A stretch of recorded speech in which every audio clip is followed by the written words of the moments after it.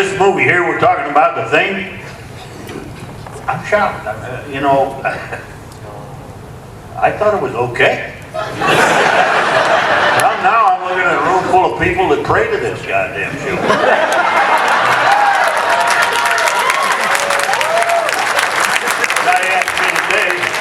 Guy asked me today, when did you know you were the thing?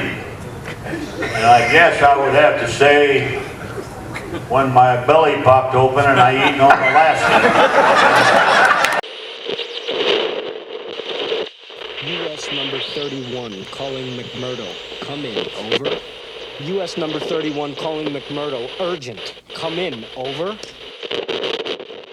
Welcome to our Part 3 video covering everything you need to know about The Thing. If you missed our Part 1 and 2 vids, those cover the genesis, script process, and casting for the film, as well as principal photography. Which brings us now to one of the most critical stages of this film, where John Carpenter would reevaluate The Thing.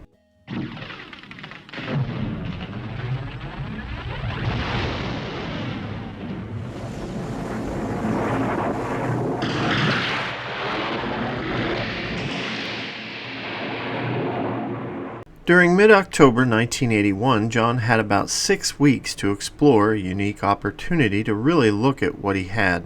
So he made a rough cut. When he was finished, he showed up at Stewart Cohen's office and stated that the movie didn't work. It dragged on forever, was dull, and lacking tension. Stewart Cohen recalled John saying, "The movie came to life for the first time during the kennel, then lapsed into passivity until the next effects scene, which was then the Norris transformation. And for a film that was trying to lay down its marker as a state-of-the-art monster movie that, I remember John saying, was a long time between monsters. There was a ton of stuff deleted from this movie, and a lot of that footage hasn't been released yet for whatever reason. But the key thing to understand at this point is that the movie John made into a rough cut was nothing like the movie we got. Now, to give you an idea of how much was cut and how much this film was altered from the start to the final product, we are going to look at a script which the actors read to try out for the parts. This was not the shooting script. We want to look at the evolution from draft 2 to this moment, and this script also gives more details to the environment and characters, which would later be cut from the film.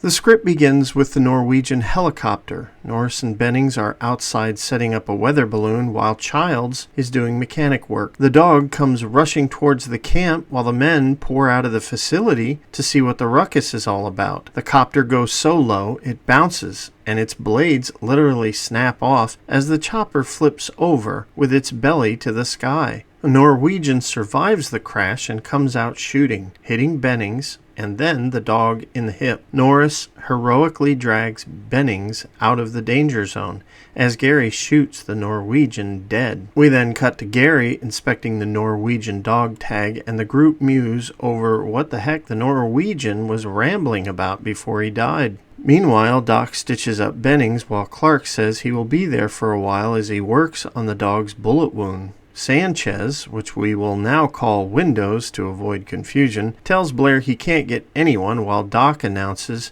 that he wants to go up in the chopper and check out the Norwegian camp. Everyone laughs, stating that MacReady won't go anywhere till the spring and he's probably drunk. We then meet MacReady in his shack playing chess while hanging out with his blow-up doll. When he starts losing, Norris bangs on his shack door and MacReady angrily short-circuits the machine, like the film, because he lost. He gets to the door and Norris says, "You jerking off or just pissed?" MacReady then asks if there's another chess machine at the base. MacReady is more combative about taking up the helicopter in this script. He states it's against regulations, and when Copper says they will get Palmer to take them, he retorts, "What are you talking about? He had 2 months training in those choppers." They then fly to the Norwegian camp, where they find the man who killed himself with a razor. While walking, MacReady finds a centerfold and pockets it for further viewing. Then they discover a severed arm gripping a welding torch that was seemingly cut in half by a door. They then find the block of ice and a closet with a body hanging in it and a picture of the Norwegians smiling together.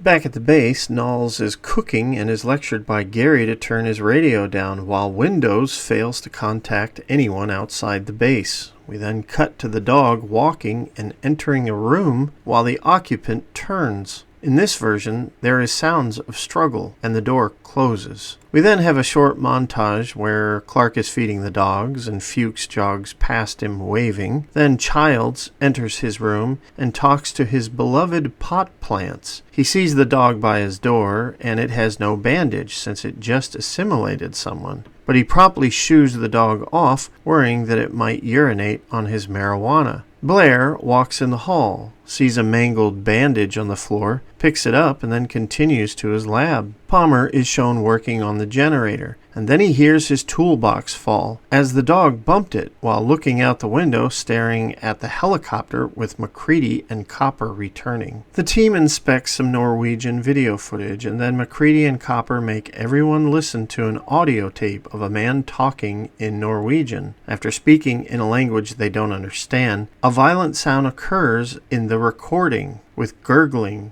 hissing, screams, and what sounds like gunshots and carnage. Then they reveal the body, which is most commonly referred to as split face. Blair begins his examination. Meanwhile, Clark leads the dog to the kennel while the rest of the crew enjoy their nightlife. Childs watches TV, Palmer smokes a doobie, MacReady inspects Norwegian tapes at the bar by the rec room as Blair and Copper inspect the cell structure of the body. Copper tells him they should call it a night. At 4:30 in the morning, MacReady is messing with his blow-up doll as he continues watching the Norwegians standing in a circle around something oval in the ice, and then they blow it up. Back at the kennel, the Thing dog approaches a pack of 5 dogs in a corner and they begin barking, pacing, and feeling threatened. Soon, 3 dogs attack the creature and chaos ensues. At the bar, MacReady hears the noise and then races to Clark's room and tells him there's trouble with the dogs. When Clark gets there, 2 dogs run out when he opens the door. Then in the kitchen, MacReady is getting a beer, but he hears a screeching similar to the sound he heard on the audio tape, and he pulls the fire alarm. At Dogtown, MacReady arrives with the shotgun with Gary and Norris. Clark tells them whatever is in the kennel is pissed off, and Childs is summoned to bring the flamethrower. When everyone is there, they open the kennel, which is overly dark. In this version, the dogs are aggressively attacking the Thing. They are thrown by the creature, but the canines return to attack the creature viciously again and again. MacReady says he's going to shoot the creature, but Clark charges in, blocking his aim to prevent it, and he hits the Thing with an axe, and then he is thrown back. Then gunfire erupts, and Childs arrives with the flamethrower. He asks about the dogs, but MacReady says screw the dogs, and the room is torched. They then travel to the crash site of the alien ship and return to discuss the situation. Blair then describes the creature and says that it imitates other life forms, and that the transformation process is guesstimated to take about an hour to be achieved. Then Blair states the remains are still alive, so the team decide to burn them all. Fuchs is outraged by their actions and tries to stop them from burning the find of the century. However, Childs tosses Fuchs aside, and Copper helps restrain him as they proceed to burn everything. Later, Blair asks Clark how long he was with the dog, and then Blair desperately tries to convince Gary to quarantine the base because Gary is trying to contact McMurdo so he can get help to the facility. It's clear Gary won't listen to Blair. Defeated, Blair stares on, frightened and confused. That night, MacReady is drinking with his inflatable companion and listening to Hawaiian music when he hears clinking outside his shack. He goes out to investigate and discovers that many vehicles have been sabotaged. And then he hears gunshots as Blair goes berserk. They then dump Blair in the shack, just like the movie. Windows is asked to fix the radios, but he states he was never taught how to fix them. And Norris states he doesn't know how to repair them either. Clark then runs up, stating that the last 3 surviving dogs ran off, and they've got a good start. MacReady states he's going to hunt them down, and he's going to use 2 functioning snowmobiles. Gary is against the idea, but he's ignored. The team consists of Childs, Bennings, and MacReady. After a short drive, they find 1 dog dead and burn it, and then they find another dog sitting in the snow with its back to them. When they approach, a thing attacks from below the ground and kills Bennings, while the sitting dog that was bait starts to turn into a thing as well. Childs torches the dog first and then torches the other thing that is so huge that it flails out and damages one of the snowmobiles. The 2 head back to camp before it turns dark, and the script makes sure to note that for the next 6 months, Outpost 31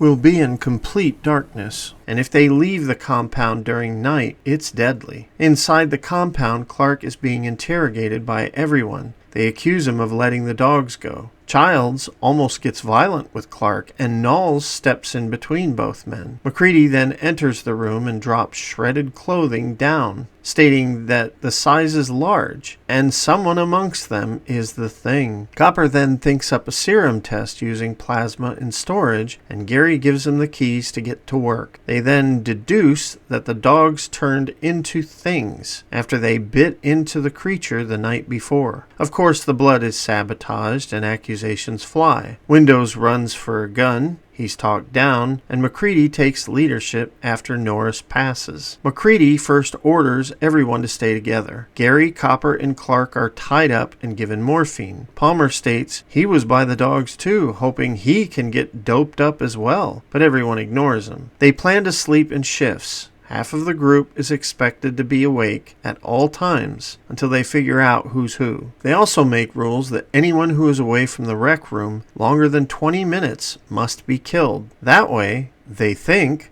there won't be enough time for the Thing to absorb into another being. Fuchs states everyone should make their own meals. When Blair is fed, he refuses to eat, and he states he won't be sedated anymore. He then starts boarding up his shack from inside, stating he doesn't trust any of them. Meanwhile, everyone is working in teams, taking apart vehicles and anything that can be used to escape, even weather balloons. All of a sudden, the generator goes out. Copper giggles in the dark thanks to his morphine, and when the emergency lights come back on, Gary is gone. Mac and Palmer go to the generator, while in another area, a person walks by Fuchs in the dark. When everyone gets back together, it is explained a lot of stuff is missing, like wires, kitchen utensils, etc. It is then that they realize Fuchs is unaccounted for. Gary is tied back up. They decide to go find Fuchs and kill him. Norris is to guard the men tied up.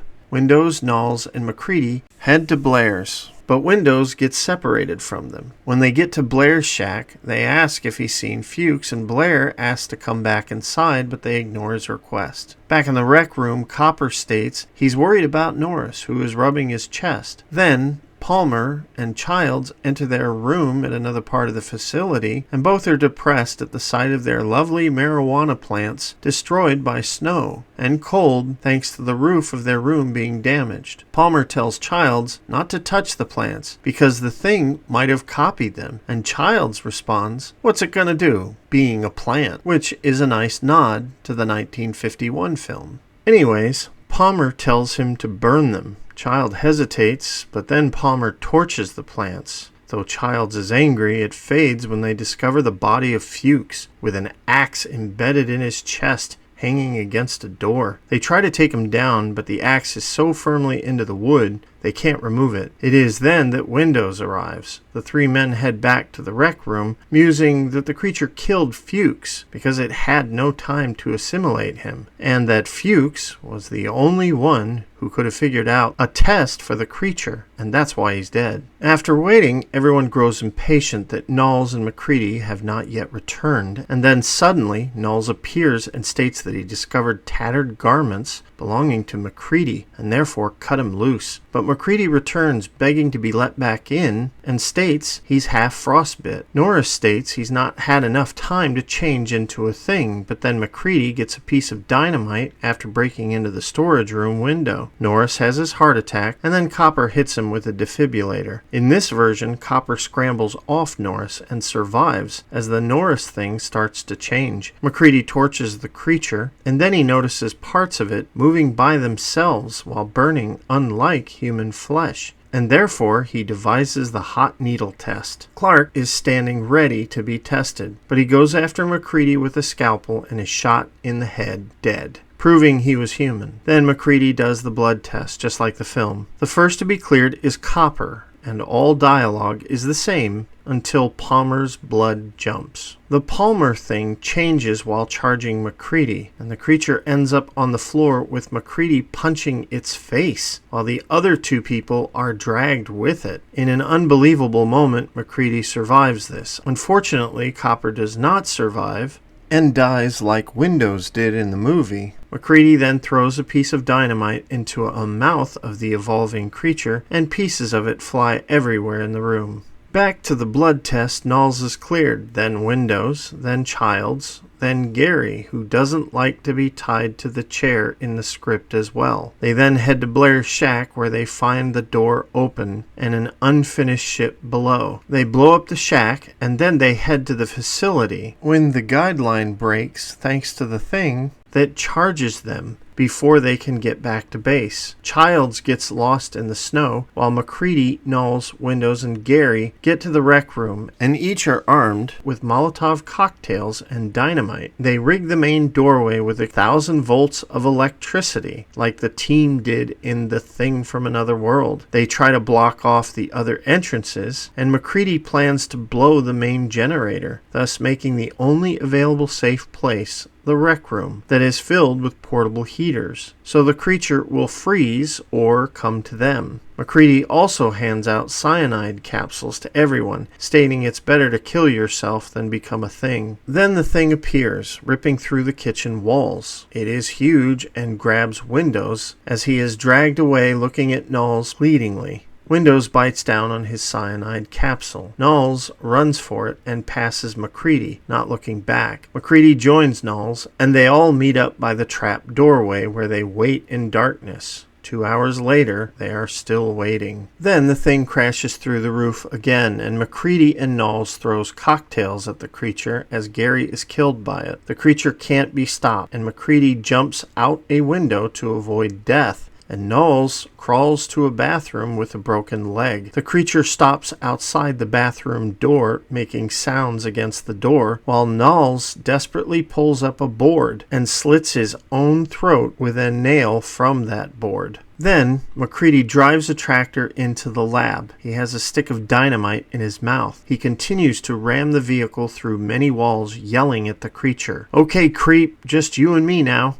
Be on your toes. We're gonna do a little remodeling." Many hydrogen tanks line the tractor, and MacReady stops in the rec room, taunting the beast to show itself. It rises from the floor and grabs the tractor. MacReady then throws his dynamite and runs. As the stick explodes, the hydrogen tanks ignite, causing the creature to disintegrate. When it's all over, most of the camp is in flames or ruined. MacReady goes to the pub area, lights a cigar, and pours himself a drink. Then Childs appears. Childs asks if he killed it, and then MacReady sits at a chess table, both men suspicious of each other. They state they will not make it, and then MacReady asks him if he plays chess. "I guess I'll be learning." They both smile, and MacReady hands Childs the bottle, which he takes a swig from. Credits then fall. As you can see, there was a lot different in this script. A lot of stuff not in the movie was filmed. And here are some of the scenes Carpenter deliberately deleted from his rough cut. Firstly, he cut any scene with MacReady and his doll friend. Secondly, Child's pot plants were removed from the film. Thirdly, MacReady arguing not to fly to the Norwegian camp was cut in favor of making MacReady more a hero at the beginning, rather than having him grow into the role like the script had him do. The fourth change were a lot of talking moments, where the men stood around, were removed. A perfect example of a scene that changed was the I Know I'm Human scene. It was originally filmed in the rec room, and the dialogue was quite different, with Keith David and Richard Masur having more interaction thanks to their efforts. This scene was completely dropped, and later refilmed on location in Alaska, with Kurt talking more outside the compound at night. Another scene that changed was Fuchs' death, as Carpenter thought that scene made the movie too slasher, even though Bill Lancaster wrote this scene this way to match Carpenter's sensibilities. Scene number 6 that was removed was the death scene of Bennings. Since they didn't go into the Arctic to chase 3 dogs, they changed Bennings' death to him looking in the dog kennel, and someone who was unidentified comes up behind him and kills him. The sad thing about cutting some of these scenes was some of the character elements were lost, such as Clark and Child's disdain for each other. But all these cuts were made in a week and a half, and when finished, John took a weekend off to think about what he was going to do next. The following Monday morning, John called the producers, production designer John Lloyd, and production manager Robert Brown into his office, and he had new scenes that he wrote himself ready to distribute. John then talked his team through his changes, and these became the new structure of the film. The new scenes were Xeroxed pages and were never melded into scripts. So you don't find these scenes in scripts unless they are made after the production for posterity reasons. None of the actors knew about these scene changes until they arrived on location after their time off. Richard Masur stated that in his eyes the movie changed drastically when they relocated to Alaska. The changes were sure to cause some problems with the cast, as John was the type of director that expected actors to do their job while he did his. Some actors had already complained that they sat around too much while Bottin did his magic, and outside of Russell, Carpenter felt a little apart from the ensemble. A group dynamic had developed, a byproduct of the 2-week rehearsal period that was convened before production, and a number wanted the running dialogue kept up. This dynamic mirrored the Thing's central theme. Some of the cast didn't fully trust John to watch their backs. For his part, John thought some were prone to paranoia, acting like little children, for feeling shunted aside in favor of the monster. For my part, I didn't like the thought of cast and director isolated from one other. 31 and some odd years later, I feel sure some of this real-life dynamic infiltrated and probably enriched the final product.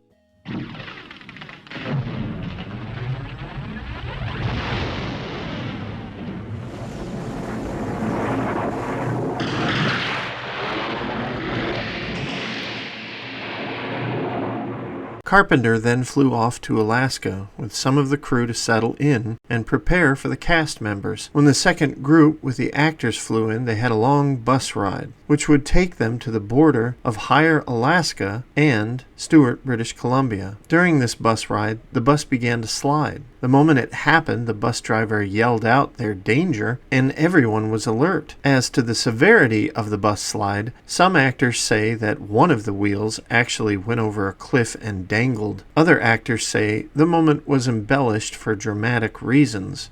So, which is true, you will have to research and decide for yourself. Nevertheless, there was danger. In the back of the bus, Tom Waits was, in his words, partying and drinking. Those in the bus noted that Russell immediately switched into his character, By taking charge, he instructed everyone, one by one, starting with weights, to crawl slowly from the back of the bus to the front and exit the vehicle. Everyone made it off safely, and then the occupants pushed and pulled the bus back on track. After driving wide awake and alert, the group got to a hotel entrance, and then the truck got stuck again. The team left the bus and made their way up to the hotel, only to learn that it was closed. So they returned to the bus, unstuck it, and kept going. When everyone arrived to meet the others, John was there and shook each cast member's hand as they got off the bus. Rather than just throw them into work, Carpenter gave them a day to get used to their new environment. But they did have a sit-down to talk about the changes John recently made to the film. John covered the scenes that were deleted and the new scenes they would film, and why he was doing them. He asked the actors for their help to see this through over the next difficult weeks, so they could get the hell off the mountain in time for Christmas. The location compound where the actors worked looked wonderful, but heaters couldn't be used at full, because if they did, it would melt the snow on the roofs. And that meant it would screw up continuity whenever they filmed outside. So the actors and crew had to rough it out a bit. To get an idea for the daily routine, actors took a bus ride that had snow chains on its wheels from the hotel 45 minutes to the set. When there, they would usually assemble and hang out in the rec room when waiting between shots. Those not doing camera work would just hang out there. They played ping pong tournaments, read magazines, and read books to pass the time. Whenever the shoot was over, they would take a 45-minute drive back to their hotel. Filming occurred in December. MacReady was given a lot more focus. The new death with Bennings using tentacles and KY jelly was also filmed to show assimilation on screen, and Bennings' hands are the same ones used by Palmer because money was tight. To push the sorrow and horror of Bennings' new death, they filmed the Donald Moffat scene, where he laments his friendship to Bennings and the trouble he has understanding what happened. Finally, Fuchs's new death had to be filmed, and it was down to the wire. They had little time or money, and Carpenter asked the associate producer, Larry Franco, what their limitations would be on realizing Fuchs's demise. You can do whatever the hell you want, as long as it took 3 hours. So they quickly filmed Joel Polis's last moments, and then filmed MacReady and friends finding his body. It did take under 3 hours to do all that. As money started to get tight, the budget was raised, and often this would fall to Stewart Cohen to get the money from the studio. To save money, Stewart stated that rather than build a new set for the ruined Norwegian camp, he suggested filming the back of their location burnt and in shambles for the Norwegian base. This alone saved the project $250,000. They would save even more money by using decals on one side of the helicopter to represent Norwegian and the other side for American. After location filming was finished, some extra pickup shots were done in California, like Blair sitting at his computer watching cells consume other cells to show the audience just how hopeless the situation would be if the thing got loose. Now, in truth, there are many things in filming that we did not cover, like Richard Masser working with Jed and Peter Maloney being terrified of the dog. And the truth is, I could make a whole nother video covering stories while filming. I will touch on some of these stories when we go over the movie scene by scene in part 4 and 5, but I don't intend on covering every little story out there, especially the ones most repeated. And this finally brings us to post-production.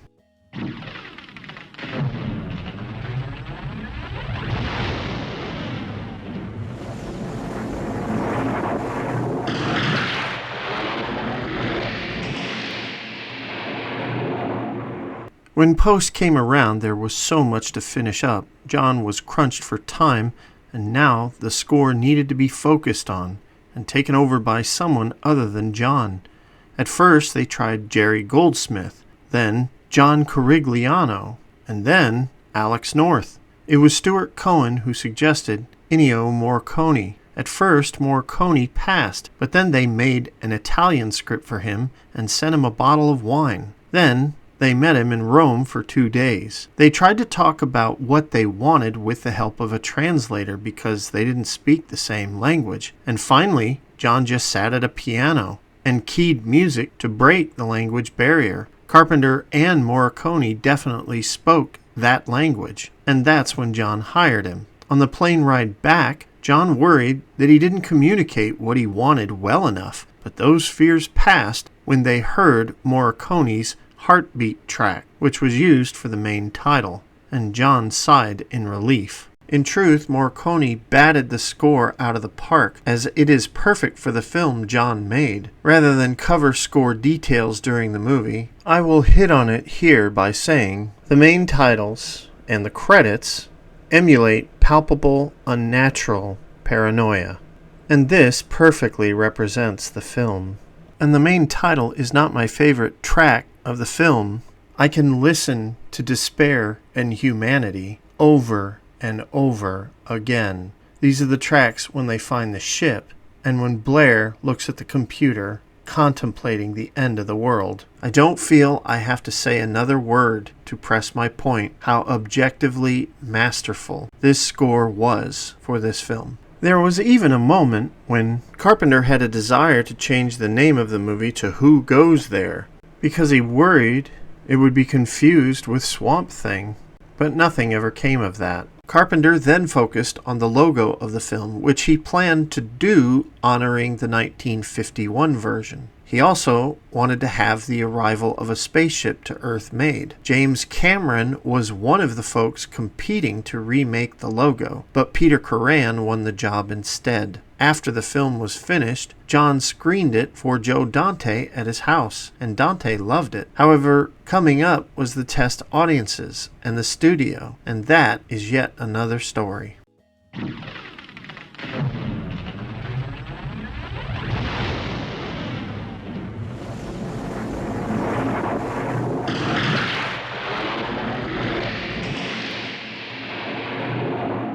The Thing was originally slated to come out during the fall of 1982, as it was a cold film and matched that season. But there was one thing that historically would sabotage The Thing's release, and that was Cat People. Cat People was supposed to be Universal's big movie for the year, and the studio really thought it was going to be a blockbuster. But there were problems making that movie, and it did not turn out to be the big success Universal hoped for. Therefore, Universal decided to move The Thing to June to make money quicker. Things escalated when theater distributors began asking about The Thing because there were no pictures of the monster out there, and there were no huge stars in the film beyond Russell. They thought it was just a B-movie that wouldn't attract large audiences and would be just another horror film that was pretty common during the 80s. So in mid-March, some of the producers were sent out to big cities to advertise the film using a 20-minute reel that consisted of various scenes but little monster effects.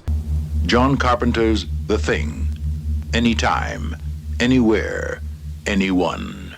Coming from Universal this summer. The response was not terrible, since it looked action-y. They even had some nifty display stands, as you can see here, to give highlights of the film to anyone who saw it. After showing the footage to distributors, Stewart Cohen got a phone call from Robert Remy, Universal's head of distribution. He told me the studio was really counting on The Thing to pull them through the summer. They had just had their first look at E.T., the extraterrestrial, and considered it, in his words, soft. A movie aimed at children. They thought it would be up to us to appeal to the demographic they coveted, teenagers on up. We took this pep talk in stride, having no idea what was in store for us the next few months. The crushing tragedy of all this was that Universal dumped The Thing into a release slot right next to E.T. and Poltergeist, which was a death sentence for the movie's marketing, because E.T. wasn't a soft movie. It became a giant and swallowed up all media for movies at this time. The first preview for the film was on Friday night in late May 1982 at the Red Rock Theater in Las Vegas, and the theater was not full. Afterwards, they were going through the cards, having audience opinions, and the opinions towards the film were mainly average to fair. Audiences were a bit bothered by the ambiguity of the ending as well. Then they previewed the film in Denver, and the audience just wasn't praising the film there either, and once again, many were confused about the ending. When the team got back to Universal Monday morning, the studio wanted to look at options to having a different ending. So they had Verna Fields, who we covered extensively in our Jaws 2 video, to take a look at the film. Verna tried to create a cut where MacReady sat alone without Childs, leaving MacReady to die in isolation, a lone hero. After Verna made the changes, the studio screened the movie again with both endings. So in one house, they played MacReady dying alone, and in the other house, they played the original ending with Childs and MacReady. The questions on the questionnaires for the audience was, do you like or dislike the ending? And do you like or dislike the film? The response was that the ending with MacReady alone was slightly preferable by about 5% more than the original ending, and so the team responsible for making The Thing agreed half-heartedly to go with the studio's desired ending. But then on Monday, the makers lobbied once again, just a day before the prints had to be made by the lab. They made a case that 5% wasn't enough to change the ending. It didn't make a difference, and they wanted to keep the film the way it was. Ned Tannen, a bigwig at Universal, finally relented to their request to keep the original ending as long as they had a scream of the thing dying, which would be inserted at the end of the film so the audience could have some solace that the creature had a death scream. In the end, the studio did not look kindly on The Thing after the premiere. They considered it bereft of narrative drive, lacking proper character development, and was dull, confusing, and slow. The studio was annoyed that there was not enough music to help move along the movie, as there were parts of tension with no music. Perfect example was the blood scene. Finally, the crew screening was held on June 11th, 1982 at Alfred Hitchcock Theater, while John was still in Tennessee working on Firestarter. The theater was packed as E.T. was selling out like gangbusters,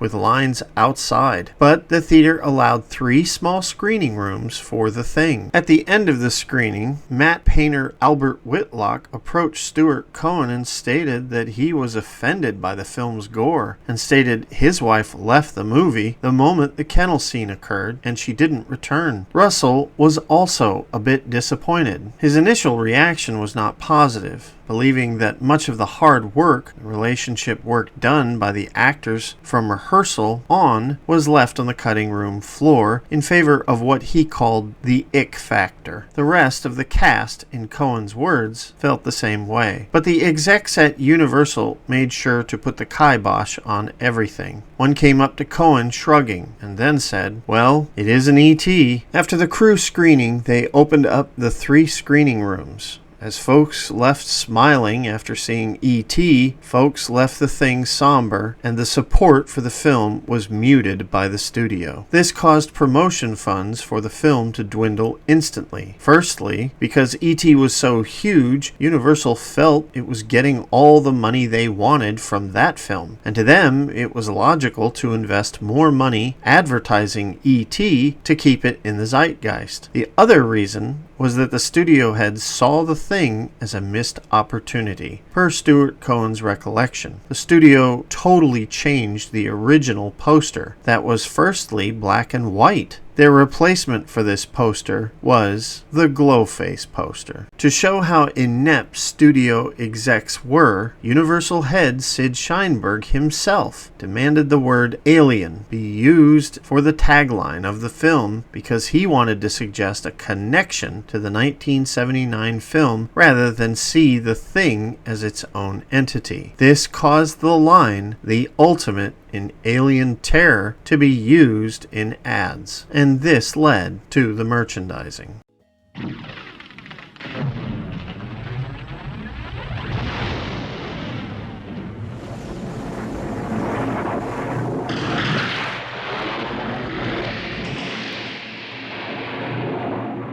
I want to tell you that The Thing had a lot of merchandise to help it get awareness to the film community, with stuff like shirts, mugs, statues, figures, and such.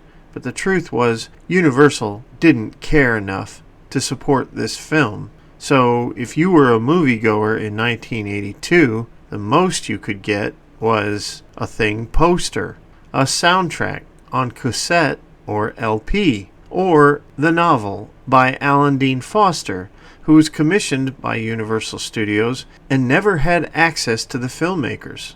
Instead, Foster worked off an outdated script that did not have any of the Carpenter changes before the crew went to location. But now the moment had come, and it was time for The Thing to be released at the box office. And we will cover this, as well as the critical reaction, and a good chunk of details, theory debunking, and tidbits in the film itself in our Part 4 video. I also wanted to take a moment to personally thank Stewart Cohen for his wonderful blog. If you're a fan of this movie, you need to check it out. The link is in our description.